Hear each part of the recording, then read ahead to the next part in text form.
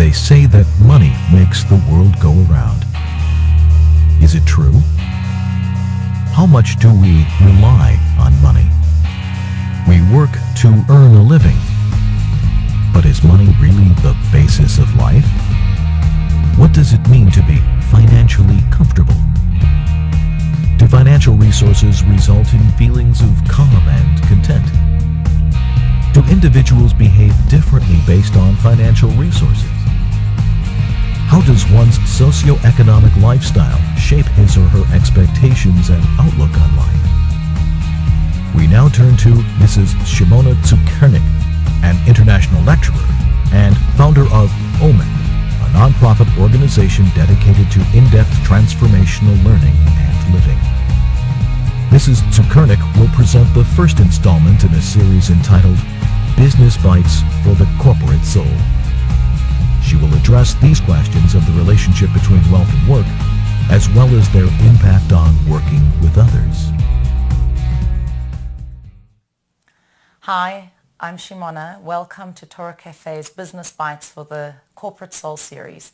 What we're going to try and do in this series is look at things around our relationship with money and work, productivity, interaction between groups, teams, leadership styles, etc.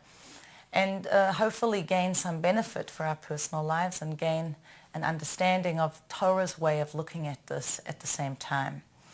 So we're going to start today looking in a very general way at our relationship with money.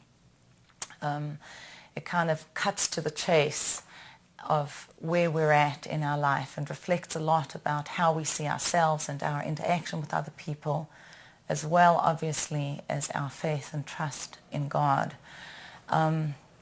It seems to us at first glance to be something that is quite superficial. But the previous Lubavitcher Rebbe, Rabbi Yosef Yitzchak Schneesen, says an interesting thing in his text on education. He's speaking about how to educate children and tells teachers and educators what they should be looking for in educating kids, for example, the temperament of the child, etc. One of the things that he says there is that one should pay attention to the financial standing of a child. And he immediately stops himself and asks the question, isn't that superficial? I mean, what does that have to do with education?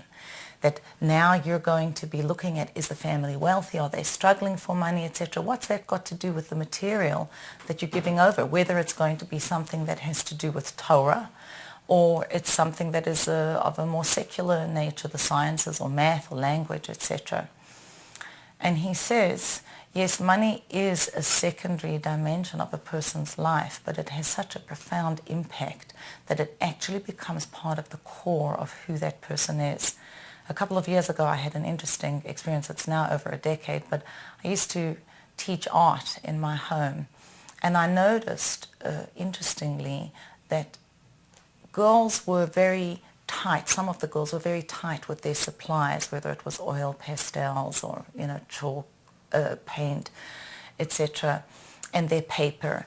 And I paid attention and saw that it was the girls that came from wealthier families. They didn't mind if they made mistakes. They'd kind of drawn, it wasn't what they liked, and they just got rid of it. Some of the supplies were quite expensive. And I reminded myself of what the previous Rebbe had said, that bearing in mind where a person is coming from at a financial level impacts how they feel about themselves in the world and interact with whatever it is that they're doing, whether it's a task or another person, and so too with their faith in Hashem. Although I would say that our relationship to God is what we're looking at over here, that it doesn't matter what our financial circumstance is as to whether we believe in God or whether we don't, but definitely our whole sense of self in the world is affected. In fact, our sages say that you can tell about a person from three things: kis, kos, and kas. In Hebrew it sounds good because they all sound similar, but what that means is kis is a person's pocket, that from the way they are with money, are they, when it comes to money, you kind of see who this person is. Are they honest in their business dealings? Are they stingy? Are they incapable of holding on to money and handling it? Kos is the cup, meaning when a person becomes intoxicated, you can tell a lot about who they are. It's like nichnas yain yotze sod, we are taught. The wine goes in and the secret comes out. So our defenses are down and we kind of let out more of who we are. And the last is ka'as, that when a person is angry, we see a side of them that maybe they manage to box in, wear a mask, hide when they're feeling good. But at those moments, when it comes to these three things, the inner dimension of a person comes out. So clearly, money is an indicator of something very deep. And I would venture to say that in life in general, the more intense our reaction or relationship to something is, the more profound that is in terms of our general service of God and as Jews in this world. The intensity of our relationship is an indicator as to how important this thing is. So whether it is food or intimacy or money, these are things that people kind of get riled up about or are very driven by. Not because necessarily this is something negative, no, but because these are profound components of our relationship with God. So when we look at money, we can ask ourselves, why is it so powerful? And I think if we look at the etymology of the word, we have a clue. The root, where the word money in English comes from, is actually very unclear. There's a lot of debate about it. But there's definitely a basis to say that it comes from the Hebrew word for the manna, which is man. So in English we say, have you got dough? Or, to earn bread, etc. And this goes all the way back to the time that the Jewish people were in the desert. They had no food. They left with a little bit of food, their matzahs that they had baked and whatever they could carry with them. And then that ran out and they turned to Moses and they said, well, what are we going to do now? And they prayed to God and God sent them the manna. So at some level, money is connected to man. And yet we are taught that the word manna itself is connected to another Hebrew word, which is emunah, faith. So money and faith are intimately connected. It means I have to be able to experience whatever I have as a blessing from God. We're going to be looking in another segment at the relationship between effort and receiving. I can't just give things over to my Creator and say, all right, well, I don't have to do anything to earn my living.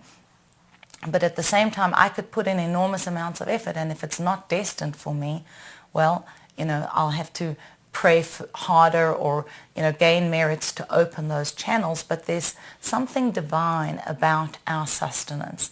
And in our relationship to money, we are given on a daily basis this opportunity to turn to God and to develop our faith and our trust and confidence in our Creator. Many of us tend to think, the time in the desert was one that was so easy for the Jews. They had the manna falling from heaven, so they had their food provided. There was this rock of Miriam, which provided them with water. They had something to drink and sustain themselves. And then they were surrounded by the clouds of glory, and we are told that this is a protective layer around the person, like a home in a sense.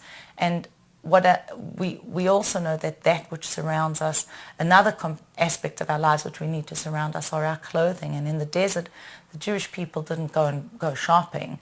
The clothes that they had grew on them. So many of us would hear that and say, wow, that's an easy life. I'd love that. Don't have to go shopping.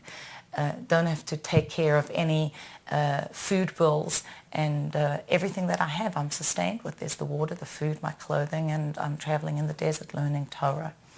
The truth is it was a very challenging circumstance for the people. We can think of it this way. There was nothing in the bank.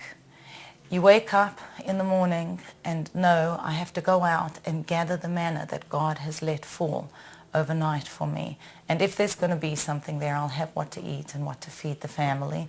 And if not, well, then there's nothing there.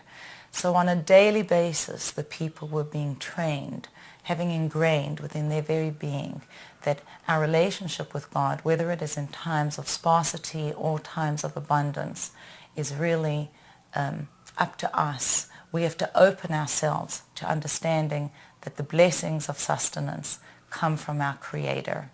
So in the coming weeks, we're going to be looking more at our relationship with our wealth and our work, how to work together with other people. Until we meet again, have a wonderful day.